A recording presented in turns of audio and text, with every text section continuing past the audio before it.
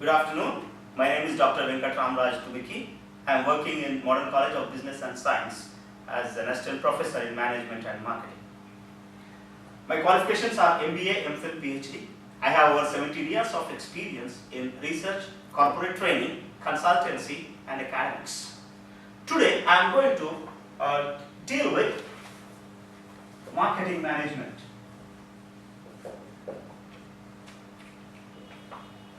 This is the main topic that I am going to deal with in this demo session.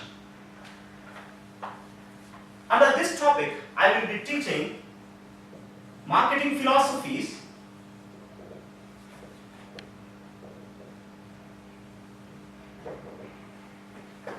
and the second concept, product life cycle.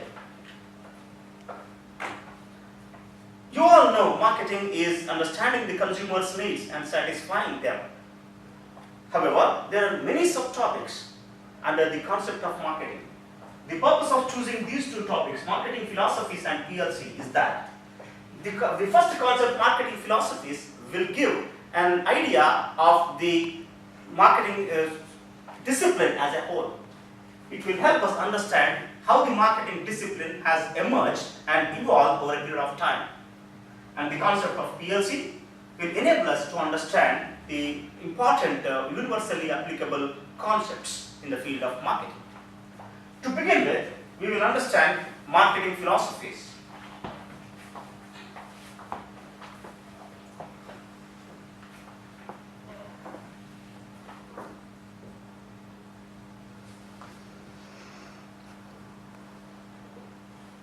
In the beginning of the industrialization period, managers, with the help of technology, were able to manufacture goods in bulk. At the same time, across the world, there was a lot of demand, need for various goods and services. In that period, managers were in this concept called as production concept. When managers were under production concept, their emphasis was on bulk manufacturing. Whatever you make in bulk. This was the concept and this was the idea. When the managers were emphasizing on bulk manufacturing, they were enjoying economies of scale and they were able to supply goods in bulk across various markets. But here, managers faced a small problem. Instead of manufacturing moderate and poor quality goods, what if we think about quality? When the emphasis shifted from bulk manufacturing to quality, it is known as product concept. Now, when managers entered into the product concept, they did not lower their production levels. They maintained the production levels, or further they increased the production levels, but their emphasis shifted to quality.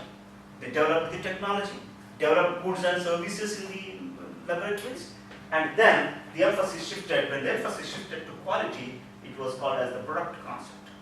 Here, managers again faced a small problem.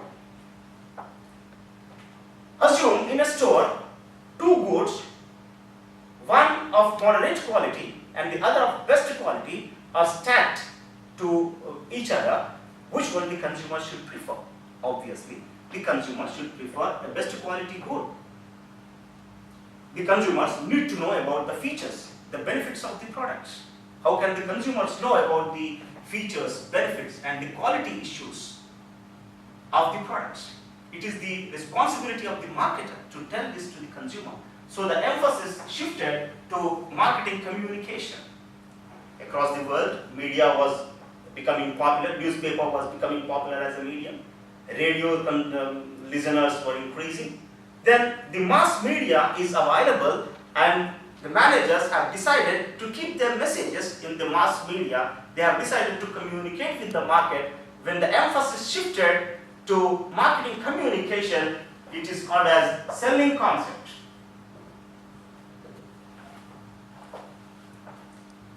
Very quickly, I'll give you an idea. Under production concept, the emphasis was on bulk manufacturing.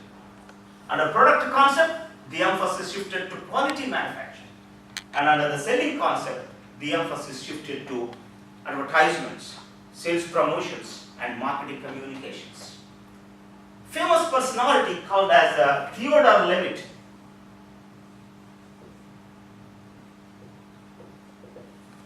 He was writing an an article on marketing myopia. He was explaining these concepts. He stopped here for a while. He said in his article that there is something seriously wrong in these practices. Let us see what's wrong here. Under production concept, manager was thinking only from his point of view. Whatever I make, I manufacture in bulk. Under product concept, whatever I make, I maintain quality. Whatever I make, I present it to the consumer and I promote it in the market. So in these three steps or in these three concepts, the idea was coming only from the marketer's point of view. Theodore Levitt stopped here and said, this is what is called as marketing myopia.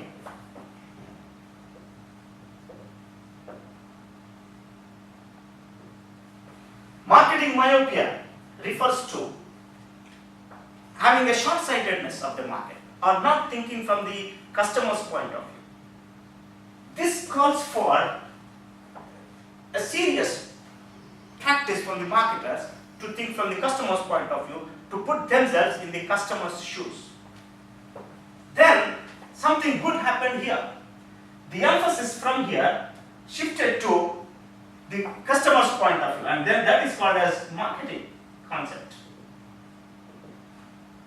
Under the marketing concept, managers, they stopped for a while, they looked at the consumer's point of view, they redesigned their production processes, they redesigned their product portfolio, and they launched their products in such a way that consumers' needs are now better fulfilled. That is what is called as marketing. We can clearly see, dear students, how the marketing concepts evolved. But again, see here, something needs to be done even at this level. Let me talk about a product called cigarette or tobacco. According to the marketing principle, if there is any need for a product in the market, marketer can go and fulfill that need and keep the customer satisfied. Marketing is done. But what if there is a need for X-rated movies? There is a need for hazardous goods like cigarettes, and you just go and fulfill the need. Is that marketing?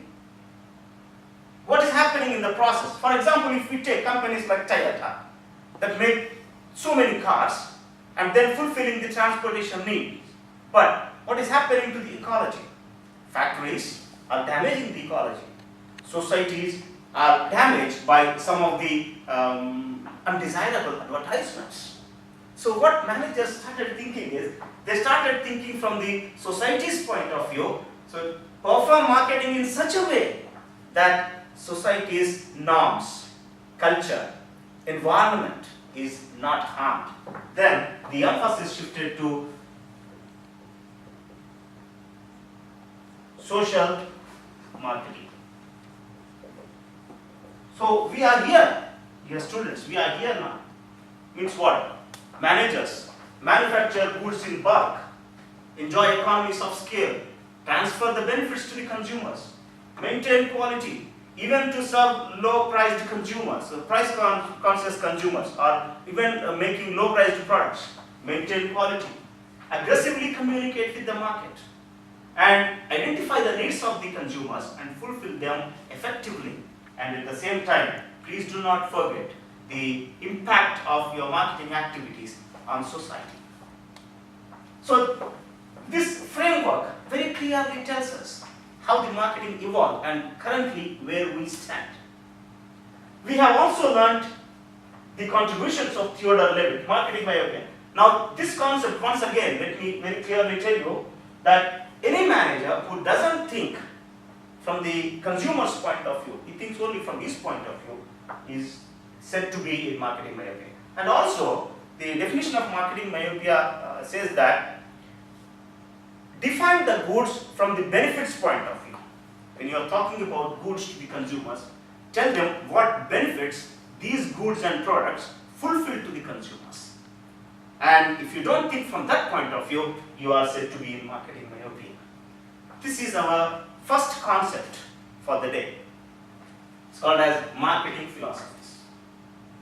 Now, I will take you to the second concept, which is a very important concept, worldwide and very popularly used, universally used I should say. Very quickly let me make the board clear for you. Let these concepts be here. I will use this part of the board to present product life cycle concept. The concept of product life cycle has a curve like this, which is called as S-shaped curve. On the vertical axis of let me explain the graph to you first, then we will see what each stage means in this and then what strategies are adopted by the market. On the vertical axis,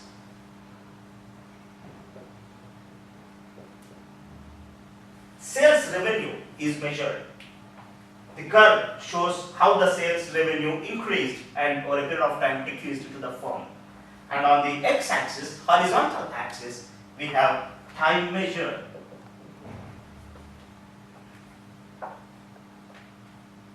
Philip Kotler in one of his articles says, as children are to products, as children are to parents, products are to companies. So parents name their children, companies name their products, parents introduce their children, companies introduce their products. So the first stage in product life cycle is introduction stage. Under the introduction stage, the product is first launched into the market. This is a very painful stage. It's not a very easy stage. Managers spend a lot of money on R&D, come out with an innovative product, spend a lot of money and efforts on advertisement, product launches, and they are not sure whether this product will yield good benefits in future. But with a lot of hope on the product, marketers launch the product into the market. In this stage, the awareness of the product or the brand is very low. So what is the important task before the manager during this stage? It is to create awareness. So if a manager can create, now I am writing here, create awareness.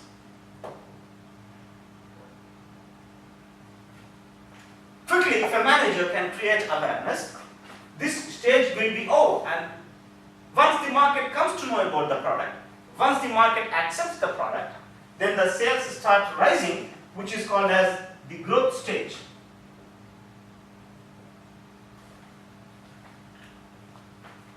Under the growth stage, we can see the sales curve is steeper, it's going up, means in a short period, consumers started buying more in the market. Now what is the task during this stage? Use sales promotion techniques, increase the consumer's consumption. If a consumer has come forward to buy one product, encourage him or her to pick up more than one product. So in a very short period, increase the sales is the target here. But remember, there can be competition during this stage. However, if there are many firms here and if you have entered here, you are a late entrant, let me say, then you can face competition even in the introduction stages. But fierceful competition, according to the literature, can be faced during this stage. Let us look at some of the examples, my friends. Let me look at the mobile phone example. Mobile phones, Samsung or Nokia or Huawei, who is the latest entrant, and then Apple, techno leader. They are all here now. Mobile phone market is in the growth stage. For a number of products are in the growth stage. For example, laptops, computers, higher education, air travel, tourism. A number of products and services are in the growth stage. So the managers have to manage this stage effectively and try to sell more goods and try to be in the race during this stage. Now let us quickly look at the next stage, which is called as the third stage, called as maturity stage. In this stage, the sales have reached to a level where almost further growth is not possible. Complete market has consumed the product. there is no scope for further growth. Small increments in the sales revenue can be recorded, but not aggressive growth in sales figures. Now, during this stage, managers become alert because they know that the next stage is going to be disastrous, the decline stage. So what actually they do here is try to keep their product in this stage for a very longer period. I will give you the strategies that need to be adopted at each of these stages a little later. Let us look at the last stage called as the decline stage. This is the decline stage, where for various reasons, like the technology has become outdated, better products have come up. For various reasons, the product sales start falling down. Now this is the sales revenue curve, and we can see that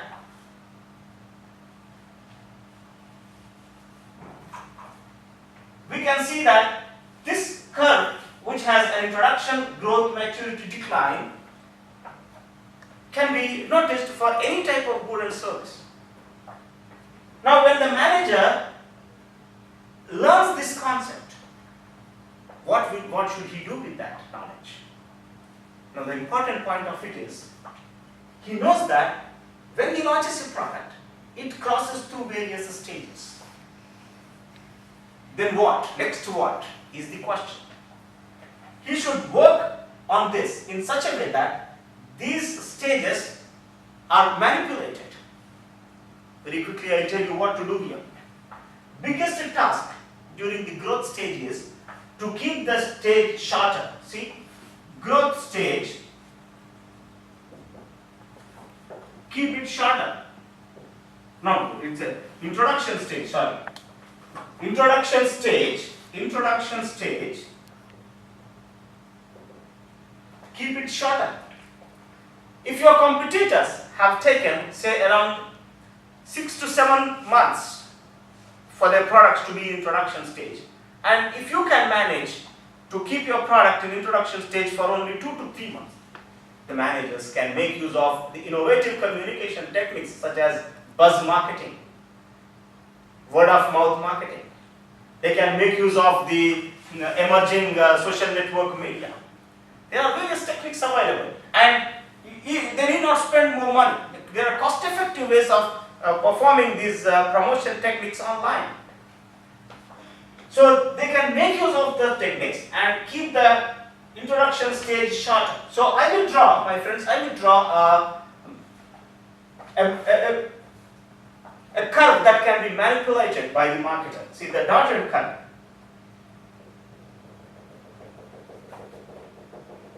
If you see the dotted curve, in the dotted curve, the introduction stage is shorter. And then, when the sales started rising, in the growth stage is longer and steeper. That's interesting, please see. It is not only longer, from here it starts and up to here, and also the curve is steeper. The curve is steeper refers to what? In a short period, by using better promotional techniques like BOGOs or the performing event marketing, the company was able to sell more products in a very short period. Maybe the company quickly expanded in the market, increased its distribution network, launched multiple variants to cater to various segments. Various techniques are used to increase the sales quicker. And then the next, if you see here, the strategy that has to be adopted during the maturity stage. Keep the stage longer. The product should be kept in the maturity stage as long as possible. You know that next stage is going to be disastrous, the decline stage. Now, the last one is the decline stage. During decline stage, the manager should reintroduce or reposition the goods or improvise the good and then launch another product. This is something about product life cycle. So my dear friends, to wind up, the concept of marketing deals with consumer satisfaction. There are many concepts, but we have taken marketing philosophies